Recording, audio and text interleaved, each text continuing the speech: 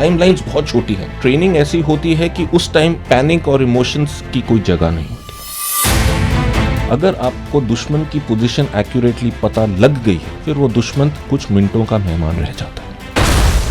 मैं जाऊंगा, कई हजारों और आएंगे इन आर्म्ड फोर्सेस में। We are drilling, we are exercising, we are preparing, we are planning for war, for crisis, for war like situations. Welcome to our special edition of Sindoor को मिर्ची का सलाम। हमारे आर्म्ड फोर्सेस ने ऑपरेशन सिंदूर को इतना successfully carry out किया, लेकिन उसके पीछे की कहानी क्या है, हमारे इंडियन नेवी का उसमें क्या रोल था, क्योंकि बहुत अहम और बहुत बड़ा रोल था। शायद एक आम इंसान को जब पता चले कि हमारी इंडियन नेवी जब एक ऑपरेशन को कैरी आउट करती है तो उसके पीछे किस किस तरह के प्रेपरेशन जाती है, कैसे होता है, तो you will really be surprised. आज हमारे साथ कॉमोडोर सुदीप मलिक हैं, जो कि हमें बताएंगे कि इंडियन नेवी का ऑपरेशन सिंदूर में कितना अहम रोल रहा। कॉमोडोर मलिक, सबसे पहले मैं आपसे बहुत फ्रैंकली ये बात कहना चाहूँगी कि जब हमारे सामने कोई ऑफिसर यूनिफॉर्म में होता है ना, तो हमारे अंदर भी वो एक हिचक आ जाती है और हर वक्त लगता है सैल्यूट करते रहें। और आपको देखकर भी बिल्कुल ऐसे ही मेरी फीलिंग आ रही है।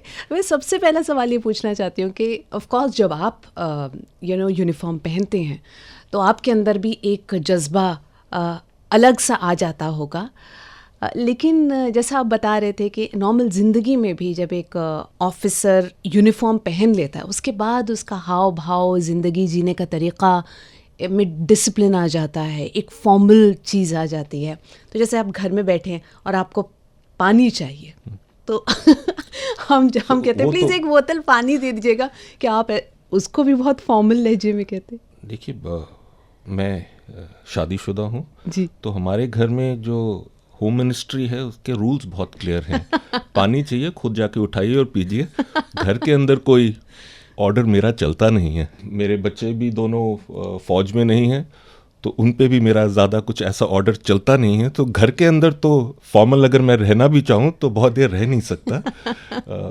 बट येस, जो आपने बताया, एक बारी फौज में आ जाओ, एक बारी यूनिफॉर्म पहन लो जी, तो there is no escaping the reality कि एक आप ऑफिसर हैं जी, एंड आपके ऊपर नज़र हमेशा रहती है आपके सबॉर्डिनेट्स की, आपके जवानों की। जिस यूनिट को आप लीड कर रहे हो वो आपको आपके पूरे डिमीनर को हर मूवमेंट देख रही होती है एंड इन अ मैनर जज कर रही होती है। तो इस बात को तो कॉन्शियस रहना ही पड़ता है कि आपका कंडक्ट हमेशा आपके रिस्पॉन्सिबिलिटीज़ के कमेंसुरेट हो। सो आपके बच्चे आपसे बहुत प्यार करते हैं, ये सवाल मैं नहीं पूछूंगी, लेकिन क्या आपके बच्चे आपसे डरते भी हैं? I would want to think कि नहीं डरते। I would want to think, but maybe there is an amount of some sort of respect है।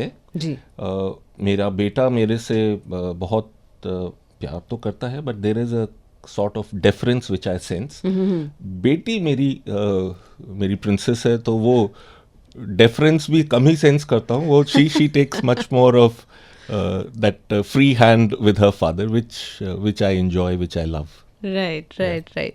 Commodore Malik, operation Sindoor, I think बहुत सारे जनरेशन के लिए ये एक ऐसा ऑपरेशन है जो यादगार रहेगा, और एक ऐसा ऑपरेशन जहाँ पे हमारे आर्म्ड फोर्सेस के तीनों विंग्स जो हैं साथ में आए और एक कोऑर्डिनेटेड चीज़ चली। मैं चाहती हूँ कि जब आपको पहली बार पता चला कि एक ऐसे ऑपरेशन का आपको सिर्फ हिस्सा नहीं बनना, एक बहुत बड़ा अहम रोल निभाना है, उस दिन आपके जहन में क्या चला? What came to your mind? क्या क्या चीज़ें थीं जिसके बारे में आप सोच रहे थे? और जो एक नेवल ज़िंदगी होती है, समंदर में जाकर एक स्ट्रैटेजी बनाना और उसको कैरी आउट करना वर्सेस ज़मीन पर वर्सेस लेट्स से आसमान में, बहुत डिफरेंस होता है।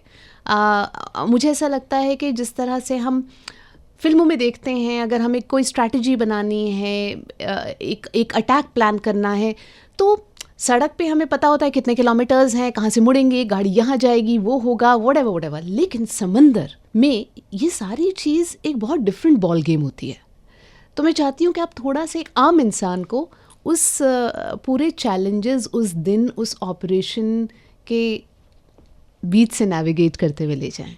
मेरी अब 33 साल की सर्विस हो चुकी है war and war like situations in 33 सालों में गिने चुने आए हैं। जी। बाकी 33 साल कर क्या रहे थे हम लोग? मैं, मेरी सर्विस, मेरे colleagues, we are drilling, we are exercising, we are preparing, we are planning for war, for crisis, for war like situations. War तो बीच में बहुत कम शॉर्ट पीरियड के लिए आती हैं। जी। सो जब war I, our drilling, our exercising, our constant training, that had lent us so much of clarity. मतलब मन में इतनी क्लैरिटी थी कि हमारे जो सारे स्टैंडिंग ऑपरेटिंग प्रोसीजर्स हैं, स्टैंडिंग ऑर्डर्स हैं, वो ऑटोमेटिकली इन्फोर्स आ जाते हैं एंड आप एक ड्रिल्ड आदमी की तरह अपनी रिस्पॉन्सिबिलिटीज इमीडिएटली कैरी आउट करना शुरू कर देते हैं। जो आप मूवीज के बारे में बात कर रहे थे, उसमें अगर ऐसा कोई ऑपरेशन प्लान कर रहे हो तो सबसे पहले बैकग्राउंड में वॉर लाइक म्यूजिक, बड़े हाई टोन का म्यूजिक आता है एंड यू नो कुछ बहुत स्क्रीन पे हलचल होती है, कोई गुस्से से कुछ कह रहा होता है, कोई ऊंची आवाज से कुछ कह रहा होता है, कोई फैमिली रो रही होती है, उस तरीके के सीन्स आते हैं। रियलिटी में डिफरेंस है जी। फर्स्टली तो कोई बैकग्राउंड म्यूजिक तो होता ही नहीं है। So reality is much calmer, but there is also a sense of urgency, क्योंकि टाइमलाइंस बहुत छोटी हैं एंड आपके स्टैंडिंग ऑपरेटिंग प्रोसीजर्स और आपके ऑर्डर्स इतने ज़्यादा आपको कैरी आउट करने हैं कि तब आपका दिमाग ओवरड्राइव में होता है कि मेरे ये कोऑर्डिनेटिंग एक्शंस, फोर्सेस की प्री पोजिशनिंग, फोर्सेस की logistics, loading, ammunition loading, fuel planning, diversionary route planning, safety of the fishing boat, safety of the merchant shipping, पूरे एरिया में इतने ज़्यादा डिफरेंट काम दिमाग में घूम रहे होते हैं कि वो जो एक आम आदमी जो एक सोचेगा कि को पेट्रियोटिक फर्वर अपनी हमारी नसों में बहना शुरू हो जाता है और हम एकदम तलवार मयान से निकाल के घोड़े पे बैठ के सवार होके चल पड़ते हैं, ऐसा होता नहीं है जी। ऐसा होता नहीं। It's a highly professional job, right. It's a highly professional job जो कि आपको बहुत कम टाइम है एंड उसमें अपने परफेक्शन से ही काम करना है। राइट। सो ट्रेनिंग ऐसी होती है कि उस टाइम पैनिक और इमोशंस की कोई जगह नहीं होती। राइट। वो हो भी नहीं सकती, हो भी नहीं सकती है। तब आपका सिर्फ प्रोफेशनलिज्म ही काम आता है। यस, आर्मड फोर्सेस में तीनों जो विंग्स हैं, तीनों जो सर्विसेज हैं, आर्मी, नेवी, एयरफोर्स, इनकी वॉर एग्जीक्यूशन, इनके प्लान्स बिकॉज डिफरेंट डोमेन्स में होते हैं जी। इसलिए टैक्टिक्स तो सबके डिफरेंट होते ही हैं। राइट। बट लार्जली हमारी प्लानिंग का एक बहुत मेजर हिस्सा जॉइंट प्लानिंग भी होता है। हम साथ मिलके प्लानिंग करते हैं, साथ वर्कआउट करते हैं कि आपने ये करना है, हमारे ये करना है, इस टाइम पे आप यहाँ से आएंगे, हम वहाँ से आएंगे, इस टाइम पे ये एरिया पे ऑफेंसिव एक्शन होगा, इस एरिया को हमने डिफेंड करना है, मिलके डिफेंड करना है, कैसे डिफेंड करना है। Right. तो उस तरीके की प्लानिंग होती है। ऑफ कोर्स एग्जीक्यूशन तो सर्विस अपनी अलग से ही करती है जी। जो एट सी जो एग्जीक्यूशन है वो थल सेना नहीं कर सकती और वायुसेना का हाथ होता है एट सी भी जी। इंडियन नेवी का एक बहुत मेजर हिस्सा इंडियन नेवल एविएशन है, बट काफ़ी हद तक हमारी इंडियन एयरफोर्स के साथ भी मैरीटाइम ऑपरेशंस में कोऑर्डिनेशन एंड कोऑपरेशन रहती है। So basically like I said कि जब वक्त आता है एक ऑटोमेटॉन एक रिगर हमारा इनटू एक्शन आ जाता है एंड खटाखट प्रिसिजन बहुत इंपॉर्टेंट होता है जिसके लिए आप लोग हर दिन जो ड्रिल कर रहे होते हैं दैट मे बी इतने सेकेंड्स में ये अचीव करना है। जिस तरह से लेट्स से आई थिंक कोई एक ट्रैकिंग एक्सपीडिशन पे जाएगा and everything is timed and everything is measured और उसी हिसाब से करना होता है। That is how everything comes into practice. तो दिस इज सो अमेजिंग जो बात आपने कही कि हर दिन जब वॉर नहीं होती the way of training is such कि शायद आपको डिफरेंस भी नहीं पता चलता होगा कि आज ट्रेनिंग का दिन है या आज असली ऑपरेशन का दिन है।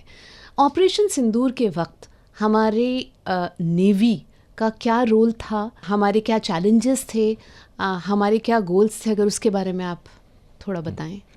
ऑपरेशन सिंदूर में नेवी का क्या रोल था वो एमिनेट करता है कि नेवी का रोल देश की रक्षा में, देश की सुरक्षा में है क्या। जी। आप ये शायद जानते हैं कि 90% से ज़्यादा देश का कार्गो, देश का ट्रेड सी बॉर्न ट्रेड होता है। जी। ठीक है, स्पेशली आजकल ये ईरान यूएस कॉन्फ्लिक्ट के कारण इस एस्पेक्ट पे ज़्यादा ध्यान आया है कि हमारी Absolutely. एनर्जी सप्लाईज इफेक्ट होते हैं, जी। सो वो रियलाइजेशन है।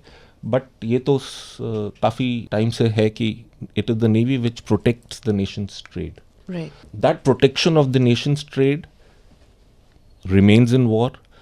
Denying the enemy protection of his trade is a strategy. is our job. Right. ठीक है, दुश्मन को उसके ट्रेड से वंचित करना सबसे पहला तो ये काम है. ठीक है, फिर दुश्मन के पास अपनी नेवी है अपना ट्रेड प्रोटेक्ट करने के लिए, अपनी सॉवरेनिटी प्रोटेक्ट करने के लिए, वो चुप तो बैठेगा नहीं. राइट. उसको वो फ्रीडम ऑफ एक्शन मिले ही ना जहाँ पे वो अपने ट्रेड को प्रोटेक्ट कर सके, अपनी सॉवरेनिटी को इफेक्टिवली डिफेंड कर सके, और उस प्रोसेस में हमारे ऊपर कोई ऑफेंसिव एक्शन कर पाए, उसको वो फ्रीडम ऑफ एक्शन ना मिले, ये हमारा काम है. राइट. ये तो बेसिक्स हैं. ये अब हर क्राइसिस का, हर वॉर का स्पेसिफिक ऑब्जेक्टिव होता है. वॉर ऑब्जेक्टिव्स क्या हैं? जी. शायद ऑपरेशन सिंदूर के ऑब्जेक्टिव्स अब तो हमारी पूरी सिटीजनरी को पता है जी. कि वो था जो पाकिस्तान बेस्ड टेररिस्ट ग्रुप्स हैं उन पर एक कॉस्ट इन्फ्लिक्ट करना, राइट. एंड एक मैसेज पहुंचाना उनके मन में कि अब से जो सिचुएशन है वो चेंज हो गई है, राइट. एंड द थ्रेशोल्ड या. Of tolerance has been moved several notches right. away. So that was the war objective. So वो war objective को, वो तो political objective है. सही. उस political objective को militarily achieve करने के लिए कई actions करने पड़ते हैं. जी. उसमें कुछ force positioning करके एक message of immense aggression वो दुश्मन को पहुंचाना है. अपनी capability, अपनी जो immense offensive capability है, वो दुश्मन को कन्विंस करना है कि ये हमारी कैपेबिलिटी है, ये हमारी इंटेंशंस है. Right. इसमें आप काइनेटिक एक्शन कर सकते हैं, कुछ फायर कर सकते हैं, या अपनी पोजीशन को इतना, जो पोजीशन से जो स्ट्रेंथ अपनी रिफ्लेक्ट करते हैं उसका मैसेज. जैसे आजकल आप देखते होंगे कि यूएस और ईरान में आपस में फायरिंग कम है, बट टीवी वॉर ज़्यादा चलती है. Absolutely, है जी. ना? आप इंडिकेटर्स देते रहते हैं कि मेरे पास ये हाइपरसोनिक मिसाइल है, मेरे पास वो है, उस तरीके की मैसेजिंग चलती है. और पूरा वॉर इनफैक्ट जो आपने बोला यूएस ईरान की तरफ देखें तो हम स्ट्रेट ऑफ हॉर्मूज जो है उसी पे केंद्रित है. मतलब कि उससे पता चलता है कि कितना स्टेक पे है उस समंदर में, जिसको हम आम तौर पे जिसके बारे में सोचते भी नहीं हैं. So that's right. सो हमारी स्ट्रैटेजी बड़ी 3-4 हिस्सों में चलती है. So protection of our own trade, denying the enemy his trade, Right. Tackling the enemies, जो उनकी नेवल फोर्सेस हैं उनको टैकल करना, उनकी जो एयरफोर्स सी के ऊपर ऑपरेट कर सकती है उनको टैकल करना. ये सब करते हुए जो वॉर ऑब्जेक्टिव था उसके टेररिस्ट इंफ्रास्ट्रक्चर को इस तरीके से इफेक्ट करना कि वो या तो न्यूट्रलाइज हो जाए, Right. या एटलीस्ट उसका जो साइकी है वो इस बात को एक्सेप्ट कर ले कि अब थ्रेशोल्ड्स चेंज हो गए हैं. जी. तो ये हमारा ब्रॉड Objectives ऑब्जेक्टिव्स थे या वॉर प्लान था, जिसको हम लोग एग्जीक्यूट करते हैं. करने के बड़े सारे तरीके होते हैं. जी. कुछ डिफेंसिव एक्शंस होते हैं, अपने कोस्ट को प्रोटेक्ट करते हैं. कुछ ऑफ सर्विलेंस, सबसे ज़्यादा क्रिटिकल जिसके बारे में ज़्यादा बात नहीं होती है, वो होती है सर्विलेंस. वो ज़्यादा रोमांटिक लगती नहीं है क्योंकि ज़्यादा उसमें एक्शन नहीं है, वो बहुत मेहनत का काम होता है. Right. 24 आवर्स दुश्मन पे नज़र रखना, नजर रखना. right. दुश्मन पे नज़र रखना, ये बहुत रिसोर्स इंटेंसिव और पेशेंट्स वाला काम है, और ख़तरे से भरा काम भी है, क्योंकि जैसे हमारे एयरक्राफ्ट दुश्मन की बॉर्डर के पास ऑपरेट करते हैं, obviously there is enough danger towards Right. From the enemy. So surveillance करना, दुश्मन की सारी लोकेशंस को जानना, एंड जब अटैक करना है तो अटैक करना है, नहीं तो कम से कम दुश्मन को ये बताना कि मेरे को ये पता है कि आप कहाँ पे हैं, आप क्या कर रहे हैं, और मैं इस टाइम इतने फोर्स में और इतने प्रिपेयर्डनेस में हूँ कि आपके जो भी डिफेंस प्लान्स हैं या ऑफेंस प्लान्स हैं वो एकदम न्यूट्रलाइज हो जाएंगे अगर आपने कोई ऐसा एक्शन लिया जो कि हम नहीं चाहते इस मोमेंट पे. Right. So this is how war at sea plays out. This is दूसरी बात, war at sea is very different from war in the air और war on the land. Right. यहाँ पे जो पेसिंग है एक्शन की, कई दिन आप सिर्फ सर्विलेंस करते हैं, एंड जब एक्शन आता है वो मिनटों या सेकंडों में खत्म हो जाता है। ठीक है, मिनटों या सेकंडों में खत्म हो जाता ये है। कितनी ज़रूरी बात है, बिकॉज आपने बिल्कुल बिल्कुल मेरे दिल की बात कही कि उस एक्शन को जिसको हम देखते हैं और सोचते हैं कि सब कुछ इसी से भरा हुआ है, उस पल के लिए कितने घंटों दिनों की मेहनत होती है, और वो छोटा सा पल अगर हम उस मोमेंट को बोलें दिस इज़ वॉर, वो कितनी बड़ी नाइंसाफ़ी होगी टू इवन अंडरस्टैंड कि you know what goes behind the preparation. Absolutely. So for example अगर कोई शिप, हम अपने चलो कैरियर बैटल ग्रुप की बात करते हैं। कैरियर बैटल ग्रुप एक मोबाइल एयर स्ट्रिप है, और उसमें पूरे फाइटर एयरक्राफ्ट के विंग्स होते हैं, साथ में बहुत सारे हेलीकॉप्टर्स होते हैं, बहुत पोटेंट मिसाइल्स होती हैं। ये एक दिन में 300 माइल कवर कर लेता है, तो दुश्मन को पता ही नहीं लगता कि भाई आप हो कहाँ। वो पहले तो नेवल प्लेटफॉर्म्स का जो नेवल वॉर का जो सबसे बड़ा क्वालिटी है, that is mobility and secrecy and stealth.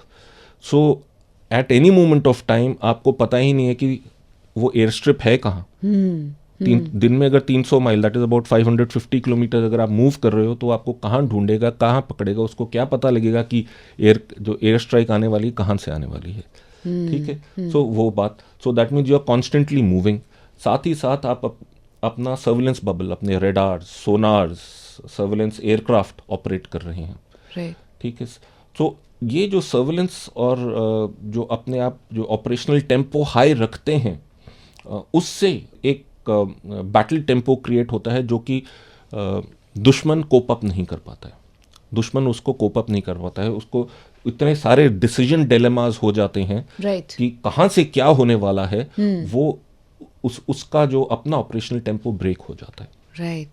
So that is how war at sea function happens. And जब हम एसेस करते हैं कि हाँ अब दुश्मन का ऑपरेशनल टेम्पो ब्रेक हो चुका है, दैट इज द टाइम हमारी स्ट्राइक्स अंदर जाती हैं। That is when things happen. Operation tempo, ये कितना इम्पोर्टेंट टर्म है जिसको समझना बहुत ज़रूरी है, बिकॉज एक आम इंसान के जहन में वॉर का मतलब होता है यहाँ से मिसाइल्स गई, वहाँ से ड्रोन्स आए, ये सब होता है। जबकि आई थिंक एक आम इंसान की भाषा में मैं समझूँ इसको, तो एक ये साइकोलॉजिकल डोमिनेंस है जो कि आप अपने दुश्मन पे डिक्लेयर करते हैं कि उसने जो स्ट्रैटेजी बनाई, उस स्ट्रैटेजी का कोई रोल नहीं है। जब वो भाप गया कि आपकी स्ट्रैटेजी उससे सुपीरियर है, तो उसको बैक ऑफ करने पे मजबूर करना, आई थिंक वो सबसे बड़ी जीत है।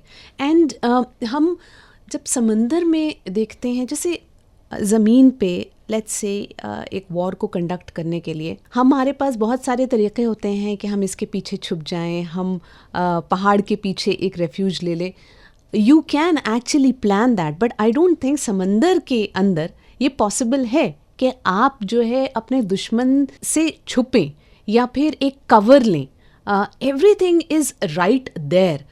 जब हम वॉर के उस स्टेज पे आते हैं जहाँ पे हमें एम्यूनिशन इस्तेमाल करना होता है, तो एक टिपिकल नेवी एम्यूनिशन क्या होता है? Like are they the same ammunition जो कि हमारे आर्म्ड फोर्सेस और एयर फोर्सेस यूज़ करते हैं, या are they different? So 2-3 points आपने, एक तो आपने बोला कि एट सी छुपना मुश्किल होता है। नहीं, एक्चुअली जो नेवल बैटल्स होती हैं वो मोबिलिटी, स्टेल्थ एंड सीक्रेसी पे ही डिपेंड करती हैं। अच्छा, अगर आपको दुश्मन की पोजीशन एक्यूरेटली पता लग गई है, दैट मीन्स अगर आपको पता है वहाँ कहाँ है, फिर वो दुश्मन सिर्फ कुछ मिनटों का मेहमान रह जाता है।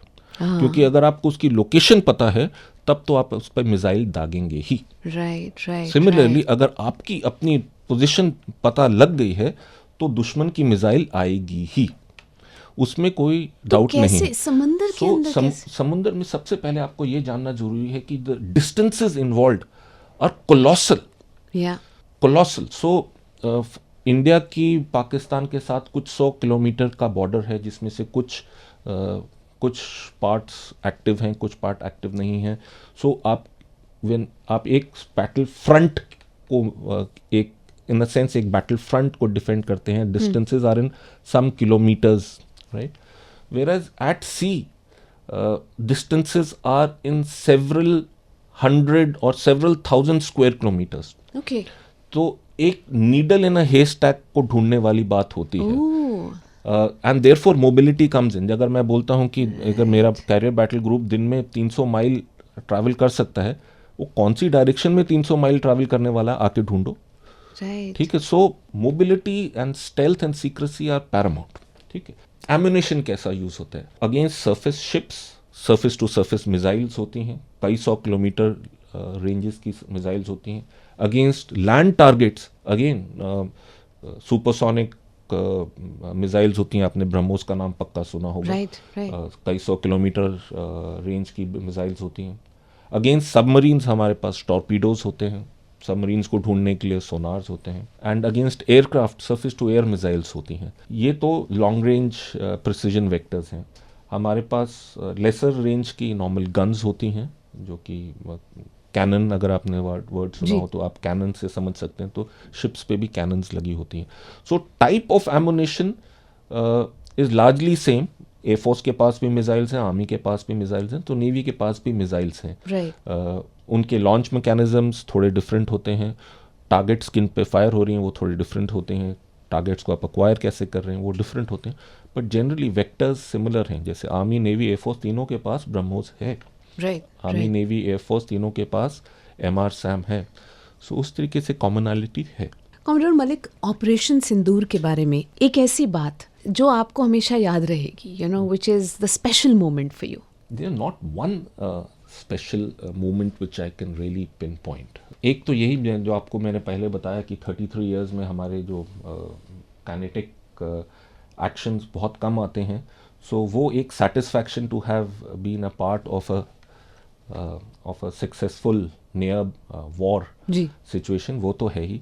दूसरा, जो जिस तरीके से हम पूरे ऑपरेशन में एक वेल ऑयल्ड मशीन, एक जो एब्सोल्यूट जिसमें कोई डाउट नहीं किसी के मन में क्या करना है, कैसे करना है, वो जो एक कमराडरी, वो जो एक टीम वर्क जिसमें कोई थकता नहीं है, जिसमें किसी को मन में कोई डाउट नहीं है, किसी को कोई बीमार नहीं होता है, कोई वो जो कोऑर्डिनेशन तीनों सर्विसेज के बीच में, जो absolute clarity of thought, absolute clarity of communication, absolute clarity of planning together, जिस चीज़ के लिए हम लोग सालों साल काम करते आ रहे थे, उसका जो रिजल्ट देखने को मिला, जी जी उसको स्पेशल मोमेंट तो नहीं कहूँगा, but that sense of satisfaction I shall carry with me.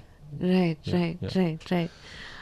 Comrade Malik, navy एक, again I would keep coming back to हम आम लोगों की बहुत आम जो सवाल है. आई एम श्योर आपसे ये सवाल पूछा गया होगा, लेकिन मैं भी पूछूंगी कि समंदर में जाते ही एक आम इंसान को सबसे पहले सी सिकनेस होती है, राइट? आई एम श्योर वो ट्रेनिंग का हिस्सा होता है आपके, कि how do you fight that, how do you cope with that. So now that you have like years and years of experience, maybe you can tell us one जुगाड़ जिससे हम भी जब जाएं तो हमें सी सिकनेस ना हो. So आपने बिल्कुल सही बोला. Sea sickness is a issue, there is no doubt about it. And जब आप बोलते हैं कि एक आम आदमी सी सिक होता है, तो हम भी वही आम आदमी हैं. Absolutely. उसमें कोई डाउट नहीं है कि we are we are the same people. So sea sickness तो बैटल करनी ही पड़ती है, एंड इसका कोई जुगाड़ नहीं है. Really? इसका कोई जुगाड़ नहीं है. You have to be at sea, you have to learn to face it and go beyond it to continue to function as is expected when you are on duty. कोई जुगाड़ नहीं होता है. सो जब सीज रफ होते हैं तो सब उल्टी करते जाते हैं और काम करते जाते हैं. My God. इसका कोई जुगाड़ नहीं है. पूरा सी इतना रफ होता है कि पूरे ships left right toss around हो रहे होते हैं. गैलीज में खाना बनना बंद हो जाता है. वो कुक बड़ी मुश्किल से किसी तरीके से फीकी खिचड़ी किसी तरीके से बेचारा बनाता है. वो भी कोई खाने के स्टेट में नहीं होता है जब सी रफ होता है. सब उल्टी ही कर रहे होते हैं, बट फिर भी ड्यूटी कर रहे होते हैं. My God. There is no turning back on that. कभी कोई नहीं रुका, उसको सी सिकनेस इतना ज़्यादा हो रहा था कि मतलब उसने बोला भाई मुझसे नहीं होगा. देखिए, अगर ह्यूमनली पॉसिबल है तो वो करेगा, बट अगर वो ह्यूमन बियॉन्ड है उसके, मे बी अगर if he is vomiting out blood, then maybe he is not medically Fit. Fit for service, and शायद वो फिर बोर्ड आउट हो जाता है या खुद चला जाता है. Right. बट अपनी विल पावर और की सीमाएं आपको बढ़ानी ही पड़ती हैं. उसके बिना काम नहीं चलता और काम रुक नहीं सकता. It is as simple as that. आप एक बस में बैठ के पॉइंट ए से पॉइंट बी जाते हैं तो रास्ते में ब्रेक लेते हैं, कहीं ना कहीं तो रुकता है, ठीक है. बट एक शिप जब एट सी जाता है, देयर शिप कभी रुकता नहीं है. Right. शिप 24 घंटे चलता रहता रहता है. एंड ये तो लड़ाकू जहाज हैं. ये सिर्फ पॉइंट ए से पॉइंट बी नहीं जाते हैं, ये तो पॉइंट ए से पॉइंट बी जाते टाइम सारी अपनी एक्सरसाइज, सारे अपने वॉर लाइक फंक्शंस करते हुए जाते हैं. सो ड्यूटी एक हमारी रिदम होता है जिसमें हम वॉचेस करते हैं. एक बारी रिदम सेट इन हो जाता है, फिर कौन सी सिक है कौन सी सिक नहीं है वो सिस्टम फर्क नहीं पड़ता. उसको कॉग्निसेंस नहीं लेता है. Right. Right. अगर आप right. सी सिक हैं तो हैंडल कीजिए, हैंडल कीजिए. बकेट पड़ी है साइड पे, अगर आपको करना है वॉमिट कीजिए, वॉमिट और वापस आइए, अपनी ड्यूटी कीजिए. सो that is it. Wow. Commodore Malik, आपने बोला 33 इयर्स ऑफ सर्विस. हाँ, आपने कभी कैलकुलेट किया कि कितनी ज़िंदगी आपने समंदर में गुजारी और कितनी ज़मीन पे? और दूसरा सवाल उससे जुड़ा हुआ ये है कि आपको अब बेहतर कहाँ लगता है, ज़मीन पर ही या समंदर में? सो सर्विस ज्वाइन करने से पहले मैंने कभी समंदर देखा ही नहीं था. Oh. So it is a kind of जिंदगी क्या रुख लेती है किसी को पता नहीं होता. सही. मैं नेवी में आ गया, कितनी मैंने ज़मीन पे गुजारी है, कितनी सी पे गुजारी है, उसका कोई अकाउंट नहीं है. But most of the time of service at sea ही आप पोस्टेड होते हैं. जी. बीच बीच में कभी कभी हो जाता है आप किसी ट्रेनिंग इंस्टीट्यूशन में पोस्ट हो गए हों फॉर ट्रेनिंग बिलेट्स, या कभी आप हेडक्वार्टर्स में प्लानिंग स्टाफ में चले गए हो. But mostly at least for the first 18 to 20 years of service तो आप एट सी ही पोस्ट रहते हैं. Right. क्या पसंद है? Firstly sea, life at sea has its romance. ठीक है, वो पॉपॉय द सेलर के बारे में सब बच्चे जानते ही हैं. Right. So there is a romance at sea. Sea is very unforgiving. While there is romance at sea, life at sea is extremely tough, extremely demanding. And sea चूक बर्दाश्त नहीं करता है. अगर आप चूके तो कोई ना कोई इंजरी होगी, कोई ना कोई एक्सीडेंट होगा, कुछ तो होगा. So you have to be extremely careful with life at sea. So I would say unlike a cruise ship जहाँ पे आप सी इंजॉय करने जाते हैं, वॉरशिप पे आप सी इंजॉय तो नहीं करने जाते हैं. वो तो बात बड़ी क्लियर है. Right. बट इसका ये मतलब नहीं है कि व्हेन यू आर एट सी, अपने आप वॉरशिप को जब आप मैन कर रहे होते हैं एट सी, कि वो कोई पनिशमेंट है. नहीं, there is immense amount of satisfaction of having a purpose, having a ideal जिसकी तरफ आप काम कर रहे हैं. सो उस तरीके से life at sea is a very satisfying life. It is a tough life, but मज़ा तो आता है. Commodore Malik, operation Sindoor actually उस ईरा में हुआ जो इंफॉर्मेशन कम्युनिकेशन का ईरा है. हमने सारा का सारा ऑपरेशन सोशल मीडिया पे देखा. बहुत आई थिंक जो एड्रेसेस हमारे आर्म्ड फोर्सेस के रहे वो बहुत क्रूशल थे और बहुत इम्पॉर्टेंट थे, बिकॉज हम एक ऐसे एज में रहते हैं which is an age of misinformation to.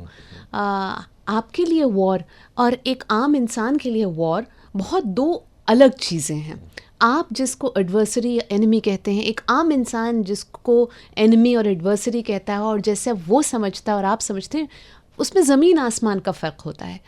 उसके लिए जिंगोइज़म और वो सब कुछ होता है, और हमारे आर्म्ड फोर्सेस के लिए वो strategy, planning, precision, it's all a part of discipline. मैं चाहती हूँ कि एक आम इंसान का जो रोल अब इस एज ऑफ इंफॉर्मेशन में बहुत क्रूशल हो गया है, ख़ास कर कि हम मिस इन्फॉर्मेशन ना फैलाएं, ख़ास कर कि हम अपने आर्म्ड फोर्सेस के साथ वैसे खड़े हों ताकि हम उनकी स्ट्रेंथ बन सकें. क्या रिस्पॉन्सिबिलिटीज़ होनी चाहिए, कहाँ कहाँ हम चूके as citizens of this country, कहाँ स्कोप ऑफ इम्प्रूवमेंट है, और हमारी कौन सी ऐसी चीज़ है जो हमारे आर्म्ड फोर्सेस को स्ट्रेंथ देगी. सो व्हाट यू सेड कि एक फौजी जिस तरीके से वॉर एक्सपीरियंस करता है और जिस तरीके से वॉर को मीडिया में या जनरल परसेप्शन में रिफ्लेक्ट किया जाता है, Right. बहुत ज़्यादा डिफरेंस है. Right. बहुत ज़्यादा डिफरेंस है. मैं अपनी ऑपरेशन सिंदूर के बारे में बताता हूँ. हम लोग जब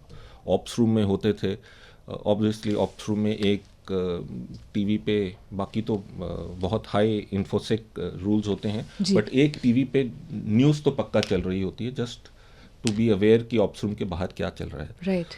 सो कई बारी क्या बहुत बारी अपने एक्शन जब हम लोग कर रहे हैं, हम लोग सारी दुश्मन की फोर्सेस किधर है हमें पता है, अपनी फोर्सेस किधर है हमें पता है किस तरीके से एक्शन हो रहा है, क्या कैजुअलिटीज इन्फ्लिक्ट हो चुकी हैं, कहाँ डैमेज हो चुका है, एंड फिर आप टीवी की तरफ देखते हैं वहाँ पे कुछ और ही स्टोरी चल रही होती है वहाँ पे बिल्कुल डिफरेंट स्टोरी चल रही होती है, हाई डेसिबल टीवी डिबेट चल रहे होते हैं, Right. विजुअल्स पता नहीं कहाँ क्या चल रहे होते हैं। सो जो टीवी पे आ रहा होता है और जो असली में आ रहा होता है वो बहुत फर्क डायमेट्रिकली डिफरेंट चीज़ें हैं। राइट जैसे आपने बोला ये इन्फॉर्मेशन एज है, इन्फॉर्मेशन बहुत ज़्यादा इजीली अवेलेबल है, इन्फॉर्मेशन बहुत इजीली परसेप्शंस को मोल्ड करती है। जी सो जो नरेटिव वॉरफेयर है पहले भी होता था बट आजकल वो अक्यूट हो गया है। Right. नरेटिव वॉरफेयर बहुत अक्यूट हो गया है।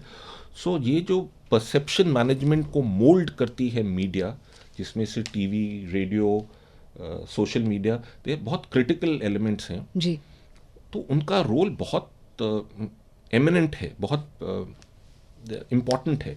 सो वाइल काइनेटिक एक्शन को वो सही से चाहे ना दर्शाता हो, सही बट वो perception moulding, perception management, perception manipulation का बहुत बड़ा काम करता है। Right finally every war, every kinetic action is about not killing the other people. या It is about bending their will and breaking their will, या so that they see, their thoughts get aligned to what you want them to do. Right तो वो will break करने के लिए, will bend करने के लिए परसेप्शन मैनेजमेंट, परसेप्शन मैनिपुलेशन का बहुत बड़ा रोल होता है। सो देयरफॉर मीडिया का रोल एमिनेंट है। सो while the contents may be questionable from the point of view of a soldier, the role and the intent जो है वो बहुत सोच समझ के होता है उसका। There is an effort, there is method to that madness also. So what should be the role of the citizenry, the common man, the citizen, a dedicated or a patriotic citizen should see what is there on the social media, but also be aware कि all which is there on social media or for that matter mainstream media, वो सब जरूरी नहीं है कि सही है। उसमें बहुत स्ट्रैटेजेम्स होते हैं दुश्मन की तरफ से आपकी विल को ब्रेक करने के लिए। जब तक सिटीजन्स देश की फौज, देश की गवर्नमेंट के साथ हैं, तब तक वो वॉर सक्सेसफुल इल्ज़ाम तक पहुंच सकती है। The moment the support of the citizens dwindles, वो वॉर बड़ी मुश्किल हो जाती है एग्जीक्यूट करनी। आप इसके एक एग्जांपल्स अभी आप यूएस ईरान कॉन्फ्लिक्ट में देख रहे हैं कि both the sides keep trying to manipulate the perception of war. So basically a citizen should just remember this, that their armed forces are extremely well equipped. The armed forces are extremely well prepared. They are manned by people जिनकी जिंदगी का मकसद ही देश की रक्षा करना है। तो अगर आपको टीवी पे कुछ ऐसी चीज़ें दिख रही हैं जो आपको लगता है कि ये शायद ज़्यादा देश प्रॉब्लम फेस कर रहा है, उसको ज़्यादा मानने की ज़रूरत नहीं है। ठीक है, जस्ट बी श्योर कि जो कर रहे हैं लोग वो अपनी एक्चुअली जान लगाकर ही कर रहे हैं, एंड उससे बेहतर हो नहीं सकता, उस लेवल तक कर रहे हैं।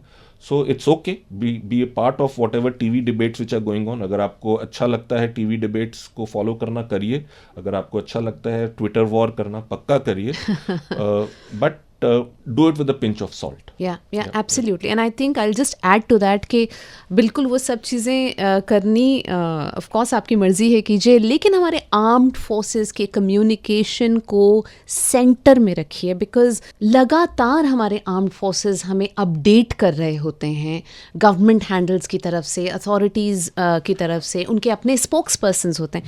वो सही जगह है हमें अगर वाकई जानना है कि क्या हो रहा है, तो इस एज ऑफ इन्फॉर्मेशन में वो पीछे नहीं है। तो आई थिंक हमारा फर्स्ट सोर्स ऑफ इन्फॉर्मेशन वो होना चाहिए, और उसके बाद जो भी ओपिनियंस हमें अच्छी लगती हैं, जिसमें भी हमें एंटरटेनमेंट दिखता है, हमारे लिए एंटरटेनमेंट बन जाता है, हमारे आर्म्ड फोर्सेस के लिए वो एक मिशन है।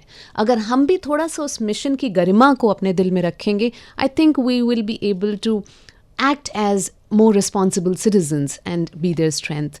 Commodore Malik, आप के प्रोफेशन को लेकर तो बहुत सारी बातें की मैंने, लेकिन अब मैं आपके अंदर जो आपकी शौक़ है या फिर वो चीज़ें जिसके बारे में शायद कभी आप बात नहीं करते होंगे, क्या आप फिल्में देखते हैं? हाँ, मैं फिल्में देखता हूँ.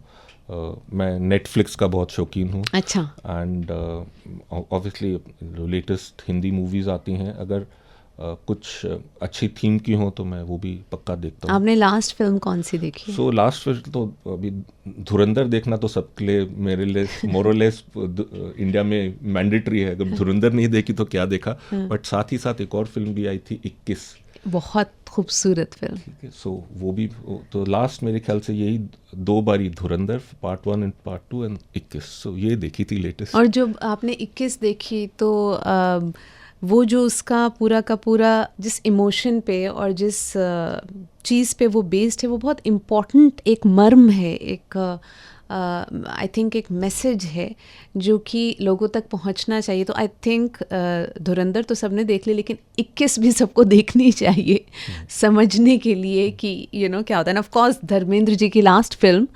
एंड और आपको गाने पसंद हैं? आप मेरे को गाना गाने के लिए कहेंगे नहीं, तो फिर नहीं, मैं नहीं. ना बोलूँगा. हाँ. बट सुनने जरूर पसंद है. आप गाते भी हैं ना वैसे? नहीं, बिल्कुल आपकी नहीं. आवाज़ बहुत अच्छी है. आप गाते तो हैं, लेकिन हो सकता है आप अभी ना गाएं. लेकिन वैसे आपको कैसे गाने अच्छे लगते हैं? डिपेंड करता है mood. Like in the morning it has to be very slow and very calming music. But अगर शाम को अगर पार्टी हो तो अच्छा हाई टेम्पो म्यूजिक. एंड जब जिम में हो तो absolute the beats have to be motivating beats to get you moving. Right. So all sorts of genres actually. But there is no specific if I one ask genre. you, like among Hindi songs, आपके कुछ favorite singers, artists?